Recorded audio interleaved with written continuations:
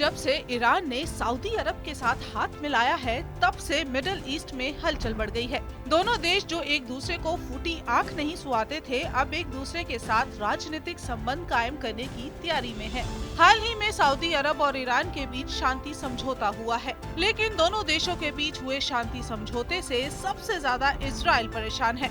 Israeli PM Benjamin Netanyahu Iran के middle east की शांति के लिए सबसे बड़ा खतरा मानते हैं। उसके पीछे सबसे बड़ी वजह है ईरान के विवादित न्यूक्लियर प्रोग्राम। अमेरिका के साथ साथ इजराइल भी ये मानता है कि ईरान का न्यूक्लियर प्रोग्राम मिडिल ईस्ट के लिए सबसे बड़ा खतरा है। अगर ईरान परमाणु रूप में संपन्न हो गया तो मिडिल ईस्ट में अशांति होना तय है। अब ऐसे में ईरान का उसके सबसे कट्टर दुश्मन के साथ हाथ मिला लेना किसी बड़ी अनहोनी की तरफ इशारा कर रहा है। नेतान्याहू को ये समझ नहीं आ रहा कि अब किया क्या जाए। गौरतलब है कि ईरान और सऊदी के बीच दोस्ती कराने में चीन ने अहम भूमिका निभाई। दोनों देशों के बीच समझौता कराने के लिए चीन बीते 1 साल से कोशिश कर रहा था। दोनों देशों के बीच हुए इस समझौते को इजराइल की आंतरिक राजनीति के लिए बड़ा झटका करार दिया गया।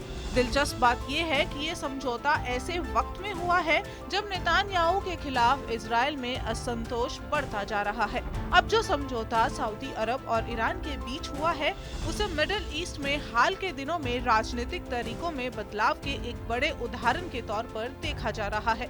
यमन और सीरिया जैसे देश जो लंबे समय से सुन्नी और शिया के टकराव में घिरे हैं, उनके लिए ये ऐलान चिंताओं को बढ़ा देने वाला है। विदेशी नीति के जानकार इस समझौते को इजराइल के लिए बड़ी परेशानी मान रहे हैं। साल 2020 में अमेरिका की कोशिशों की वजह से इजराइल को एक बड़ी कूटनीतिक जीत हासिल हुई थी। 4 अरब देशों के साथ इजराइल ने अब्राहम समझौता साइन किया था। इस समझौते के बाद बहरीन, यूएई, मोरक्को और सूडान ने इजराइल के साथ संबंधों का सामंजस्य करने की हामी भरी थी। इस समझौते का मकसद मिडिल ईस्ट में ईरान को अलग थलग करना था, क्योंकि नेतान्याहू हमेशा खुद को एक ऐसे प्रधानमंत्री के तौर पर पेश करते आए हैं जो इजराइल को ईरान से सुरक्षित रख सकता है।